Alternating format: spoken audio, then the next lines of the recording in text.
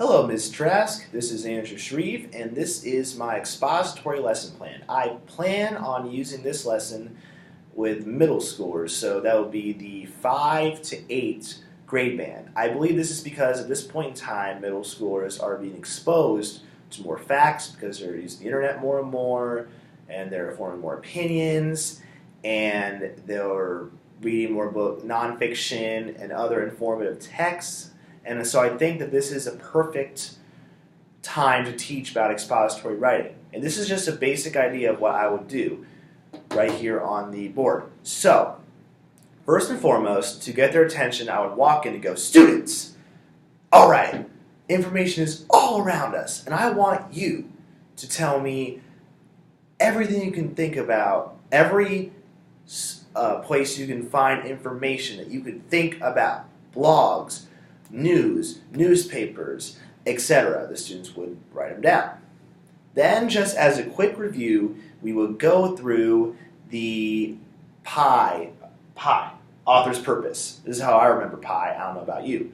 But authors tend to write books to persuade others, to inform others, or to entertain others. Now, they probably have done a lot of stuff with narrative, which is more of an entertainment kind of thing. Persuasion, I feel like, is more of a high school level kind of thing. They'll learn more about in high school. Informative, though, is what we're going to focus on today.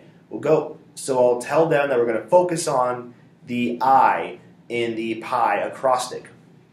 To start out the lesson, I will bring out a basketball, put it on a stool, and I would say, okay, I want you guys to pull out a piece of paper, notebook paper, and a writing utensil of some sort.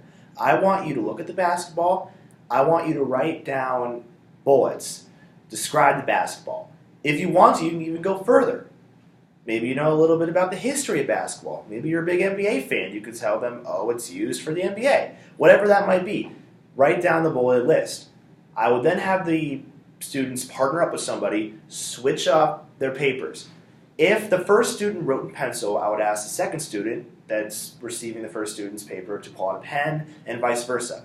I would ask that the students would look at the description and, in paragraph form, take all the bulleted points and create a couple paragraphs about the basketball. Just to give them a little introduction to descriptive expository writing. We would then go back together, reflect about it a bit. I would then say, students, this is not the only way you can present information with expository writing. There's also cause and effect. There's also comparing and contrasting something. There's also sequence, like instructions, for example. Then I would tell them that for the rest of the day, we're going to do one more activity. I'll give them all, not a sticky note, but it's more of a sticky note-sized white blank piece of paper. I would ask them to pull out coloring utensils such as crayons, markers, colored pencils, what have you. They have to use a splash of color of some sort in this lesson. They have to take the white blank paper and the colors and draw a monster. They're going to make up the monster. It's not going to be a monster from TV or movies. They're going to write it down. They're going to draw, do whatever they have to. I'm then going to say, students, pay attention to how you draw the monster. That's all I'm going to say about it. They'll probably give me weird looks, but they'll say, you know what, whatever, and they'll draw the monster. They'll put their name on the back. I will collect the papers. Lesson's over for the day. The second lesson, the next day, is going to consist of me passing back the monster drawings to each student. I will then ask them to get out a notebook piece of paper and write step by step how they drew that monster. I will tell them, pretend that I have never seen this monster before, but I want to draw this monster that you had on your paper. What is the first step? Step 1, draw a circle. Step 2, draw an eye. Step 3, color the eye green. Whatever it might be. Then we'll do a little activity where we will pair up with somebody, just like yesterday. But instead of showing the person our original monsters, we're going to hide them. I will ask the students to pull out, I will give each student another blank white piece of paper. They will take the directions their partner has given them. They will look at the white piece of paper and the directions, and they will go step by step with the directions and try to draw their partner's monster. Remember that it's impossible for them, unless they saw the monster, to know what the monster looks like. They have to use the directions. Now, I'm going to pause for a second and point out that if this seems too complicated or too childish for middle school, I understand. A way you can fix this is, instead of doing the monster drawing activity, have the students take some activity that they love to do. Maybe they're into baseball. Let's pretend that I'm really into baseball and I want to teach kids how to pitch a baseball.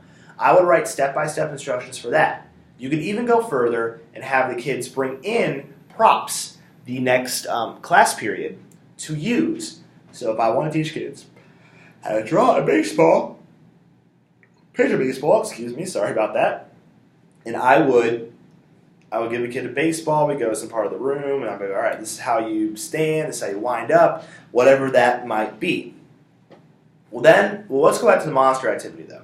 We'll pause at the end of the activity, we will reflect about it, we'll talk about what was difficult, what was easy, and just try to drill in their heads that it's extremely difficult to inform somebody about a certain topic if that person has no idea, has not the first clue about the topic.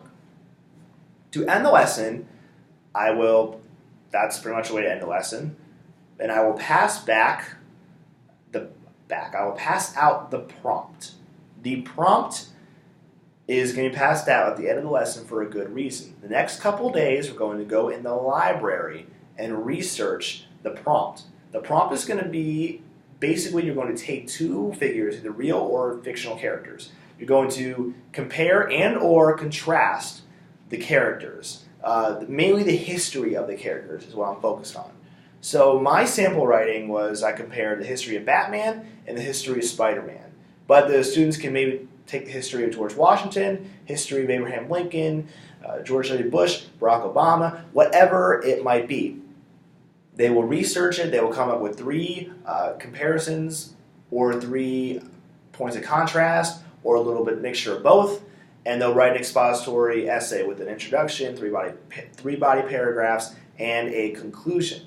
If you want to go a bit more into the lesson, instead of just me lecturing about expository, another thing I would do with the lesson to switch content up a bit and process up a little bit, this is the differentiation part of the video, I would pass out a whole bunch of expository texts to the students and ask them, what do you notice about this text? And they would give me some examples of what they have noticed. Give me some examples of what they have noticed about the text.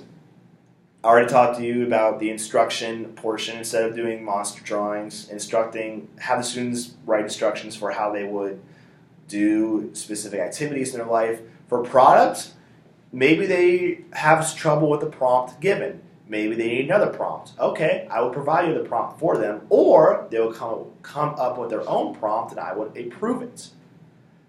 Then we're going to go into the adaptations for special needs. Gifted students, I would actually give them 2 characters they probably never heard of before. Maybe 2 characters that are famous in Russian culture, some they wouldn't be familiar with. So that way, they would have to research them and do the comparisons, the comparisons and points of contrast. But it's a bit more difficult for them. It's a bit of a challenge for them because they're gifted students. Students with dysgraphia or dyslexia, I would provide written notes for them, graphic organizers for them. I would read the prompts to them, or use assistive technology to read the prompts to them. And with students that can easily think of what to say but just can't put it on paper, I would actually pull out a video recorder or a voice recorder, put it underneath them or in front of them, and I would just say, explain what you would put down on paper if you could. I would then look at the video or voice recording and grade it like so. Excuse me. ELL students. I would use a lot of pictures in my lectures, as well as give them a copy of the notes. If possible, I would give them a copy of the notes in their native language.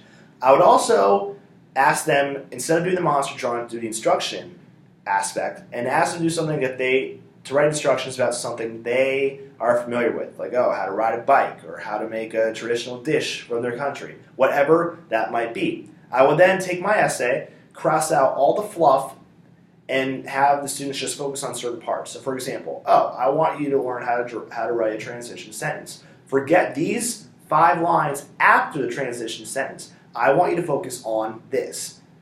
And so they would be much less overwhelmed by that. But I really hope I get a chance to teach this lesson to middle school someday.